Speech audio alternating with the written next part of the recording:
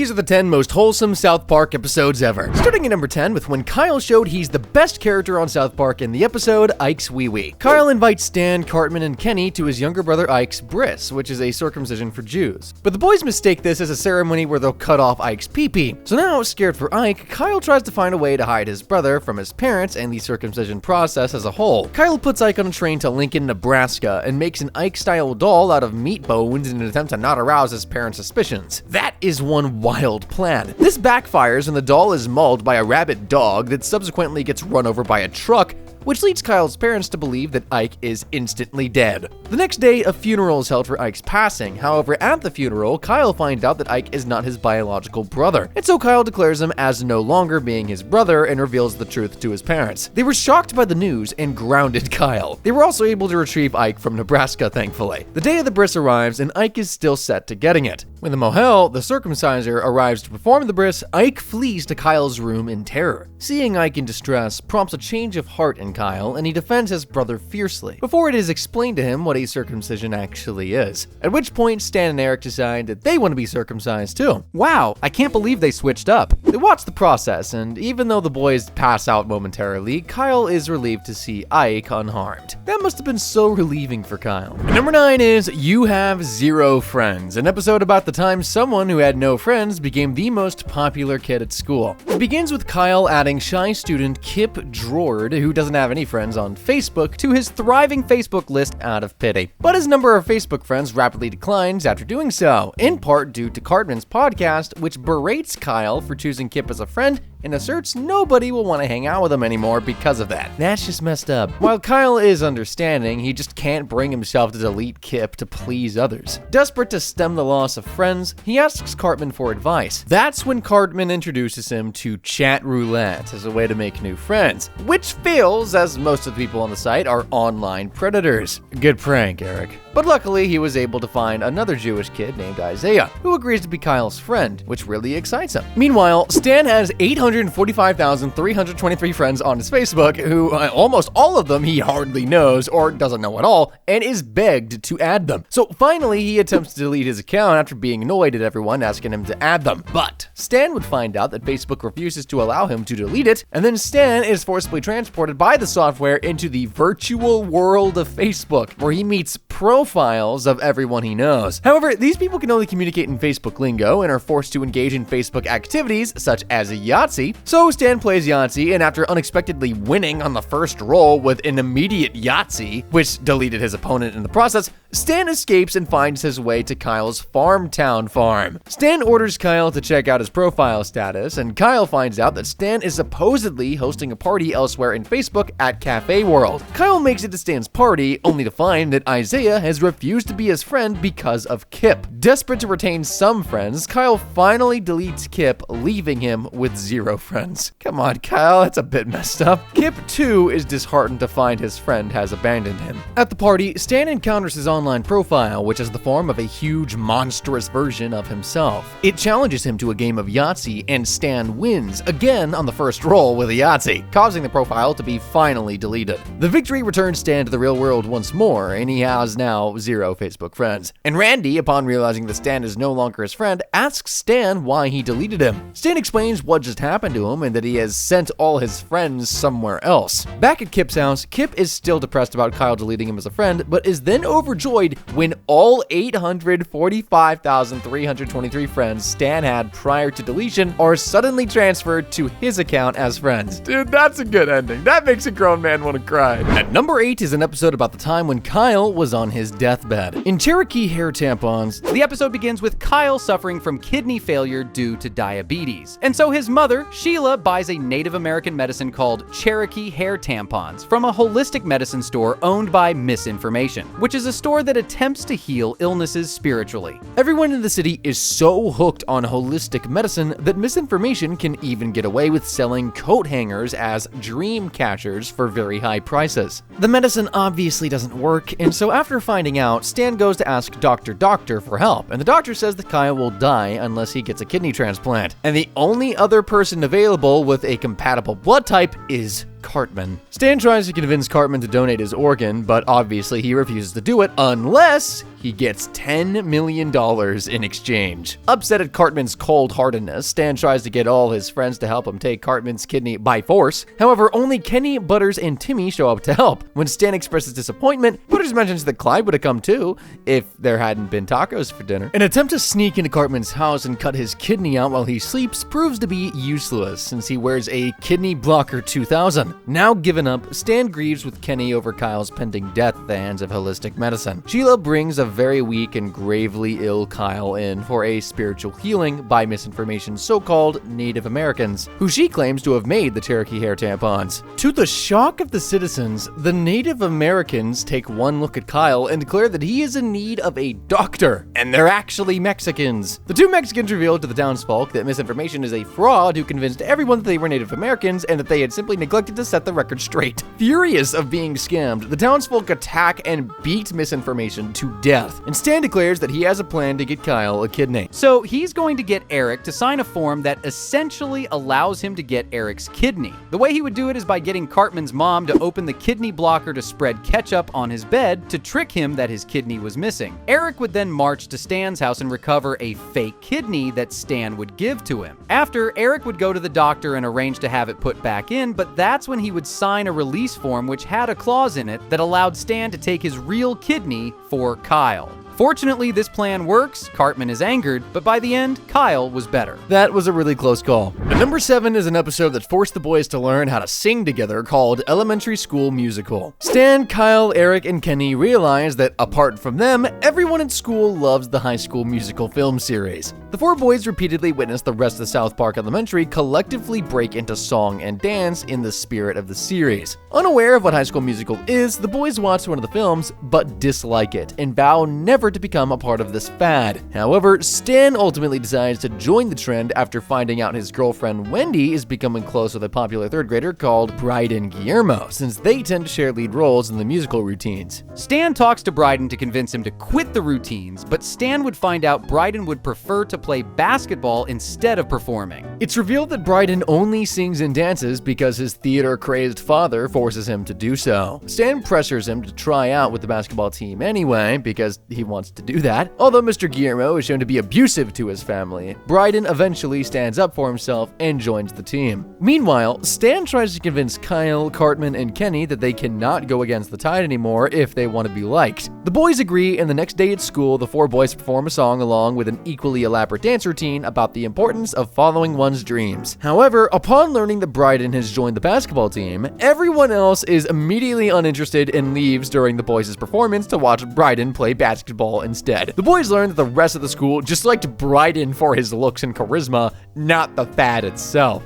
That's a pretty hard reality check, but it gets the best of us. And number 6 is the time when Eric tried to make amends for all his past sins in the death of Eric Cartman. Stan, Kyle, and Kenny decide that Cartman has finally crossed the line after he didn't try to help Stan's mom bring in the groceries, and so everyone just starts to ignore him. Eric, completely clueless to the situation, thinks that he has died and become a ghost. Butters, though, is not privy to the plan and greets Cartman as he passes by. Cartman convinces Butters that he is a ghost, terrifying him. Cartman threatens to haunt Butters unless he helps him make amends to all of his friends in hopes of going to heaven. Cartman first has Butters apologize to everyone on his behalf, which fails to impress his ex-friends, but gets his mother crying. When this fails, Butters suggests that he might need to do more to make up for all the terrible things that he has done. So Cartman draws up a long list and delivers gift baskets to all his victims, including Sally Struthers, Scott Tenorman, and Kyle's synagogue. When this too fails, Cartman destroys Butters' room with a baseball bat and leaves Butters' house before his parents turn up. Once his parents do show up, though, they are incredibly angry and push Butters to be taken to a mental institution and subjected to a series of tests. Now genuinely traumatized, Butters accepts that he has been imagining Cartman's visits, but soon later, Cartman breaks into the asylum, which yet again shocks Butters. He wants to bring both of them to a psychic to get more answers on why he's still on Earth if he died. Once they visit a psychic, she suggests that God has kept Cartman on Earth to help with a crisis. At that moment, they hear of a hostage situation at a Red Cross center, and Cartman and Butters run into it. Cartman immediately barges into the room with the criminals and tries to stop them by moving things around, still thinking that no one can see him, by the way. The robbers are merely befuddled, which nonetheless provides a distraction for Butters to release the hostages and the police to subdue the criminals. The two are credited with saving the day. The other boys then turn up to praise Cartman's heroic behavior, thinking that he's truly changed. Well, Cartman now realizes that he was merely being ignored and again goes berserk. Classic Eric response, but hey, at least we got him to do something nice for once. At number 5 is Quest for Ratings, an episode about how the boys team up together to create the best show ever. Stan, Cartman, Kyle, Butters, Jimmy, and Token are recording for Super School News, a newscast airing on South Park Elementary's TV system. Cartman and Jimmy play the leading roles as head anchors. Butters is the entertainment and celebrity reporter. Stan is a field reporter. Token is the meteorologist, and Kyle does sports. However, after their news program airs, their teacher, Mr. Merrill, tells them that they did horrible in the ratings, trailing far behind Craig's home video show, Animals Close Up with a Wide-Angle Lens, which is, you guessed it,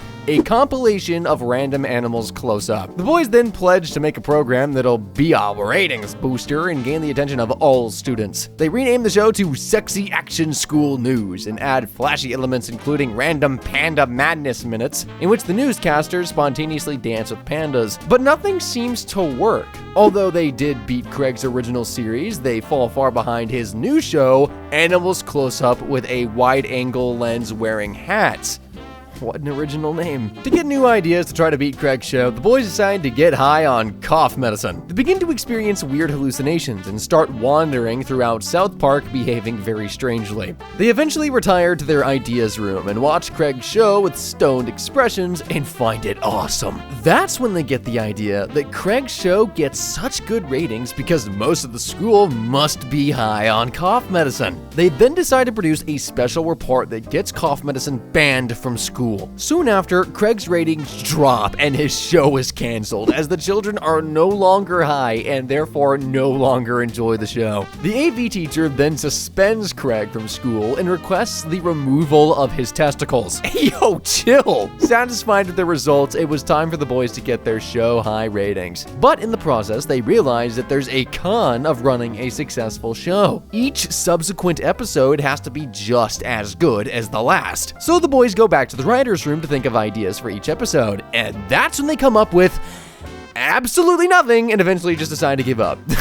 Come on, y'all were so close to the finish line too. At number 4 is about the time when Eric and the boys got so scared they wanted to move out of the city in the episode Preschool. A horrified Stan announces to Kyle, Kenny, Cartman, and Butters that Troy Boyett, a notorious bully from their preschool years, is being released from juvenile hall after a 5-year sentence. In a flashback set 5 years previously, the boys wanted to start a fire for the game Fireman, so they asked Trent to start one. He agrees to it, but the fire soon becomes uncontrollable and their teacher, Miss Claridge, is badly burned. To avoid punishment, the 4 boys immediately place the sole blame on Trent. Trent attempts to have Butters defend him, but Butters, afraid of potentially being punished by his parents, declines to explain the truth, and Trent is sentenced to juvenile hall. So of course, now free, Trent seeks revenge, and he goes straight to Butters since he didn't even attempt to defend him. Butters then gets hospitalized after getting beat up. So aware that this is Trent's way of warning them, the boys ask the 6th graders for protection, which they agreed to in exchange for a photo of Stan's mother's breasts that they gave to them. Luckily, it wasn't actually his mom's breasts, it was actually Cartman's butt, with nipples drawn on with a black Sharpie. Pretty smart. Unfortunately for the boys, Trent overpowers all of the 6th graders, resulting in them being hospitalized with various severe injuries. The boys then go to Stan's sister, Shelly, to defend them. She agrees after seeing how scared they were and offers her protection, but only if they confess to Miss Claridge that they were the ones who burned her 5 years ago. The boys then meet up with Miss Claridge and attempt to confess about what happened, but Trent arrives to confront them before they can finish. Cartman takes out his mother's taser and fires it at Trent, but the electrodes land on Miss Claridge's electric chair instead,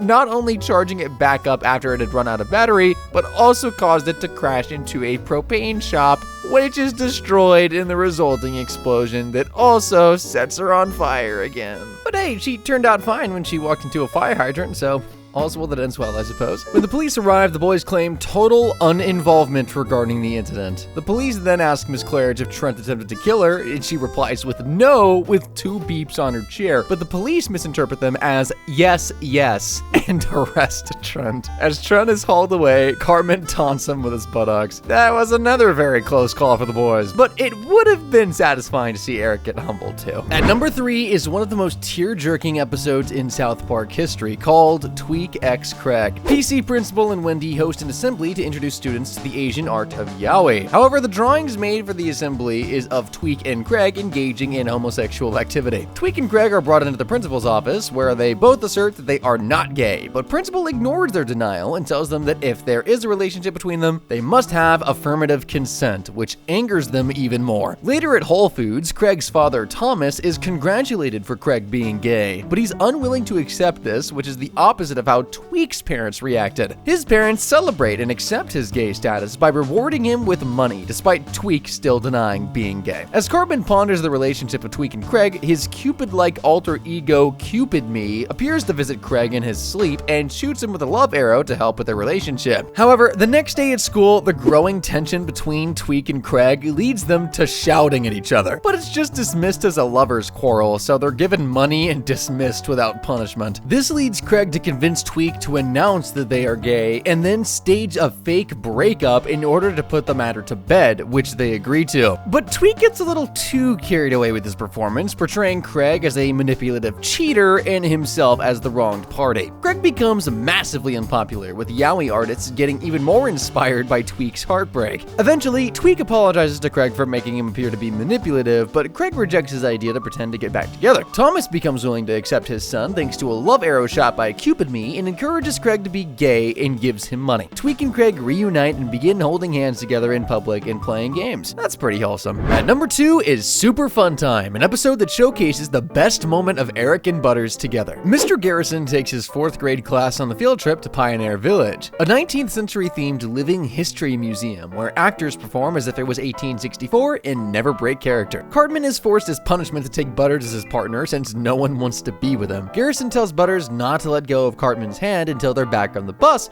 which he agrees to. That's when a gang of thieves who had just robbed a Burger King flee to Pioneer Village, taking everyone hostage. Stan, Wendy, Jimmy, and Kyle flee with 2 townspeople to an office where Kyle calls the police. The thieves find a locked mineshaft door. They interrogate the workers to find the code, but none will break character, except for one. But he gets shot by his own employer before he gets a chance to say the code. And somehow, the dude doesn't end up getting arrested. These people are crazy. Meanwhile, Cartman and Butters escape the village to go to an arcade called Super Fun Time to play games. But since Butters stubbornly refuses to let go of Cartman's hand, it leads to Butters being dragged around as Cartman plays the games. When they return to Pioneer Village and see the entrance surrounded by police, they believe they're there because someone has noticed they left. So they jump the fence into the village where one of the thieves promptly confronts them. The thief tries to make them put their hands on their heads, but Butters will not let go of Cartman. Then Butters uses Cartman as a weapon by flinging him at the robber, runs away, and the two are knocked out by a hand grenade.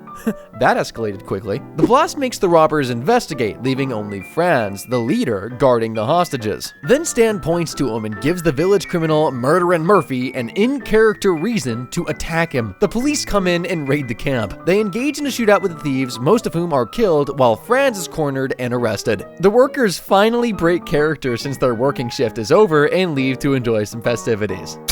Those thieves really ruined their trip. And at number 1 is the episode Helen Keller, the Musical. The 4th graders are rehearsing for the Thanksgiving extravaganza, where they have to perform The Miracle Worker, which is the story of Helen Keller, starring Timmy as Helen. Butters provides the boys reports that the kindergartners' play is the greatest show he has ever seen, and so the other kids agree to put extra effort into making their play even better. Cartman agrees to adapt the play into a musical, and eventually Jeffrey Maynard, who played the lead in Les Miserables for the Denver Community Playhouse, is brought in to help. The kids also decide to replace Helen's pet dog with a turkey, which is also to perform tricks for the audience. Timmy helps pick out the turkey and names the turkey Gobbles, and comes to find out that it's disabled. At rehearsal, Maynard brings in a professional performing turkey named Alinicia, and her trainer Lehman declares that she will not perform with Gobbles and suggests that Cartman kill it. So Cartman attempts to do just that with a falling stage light, but it hits and kills Kenny by mistake.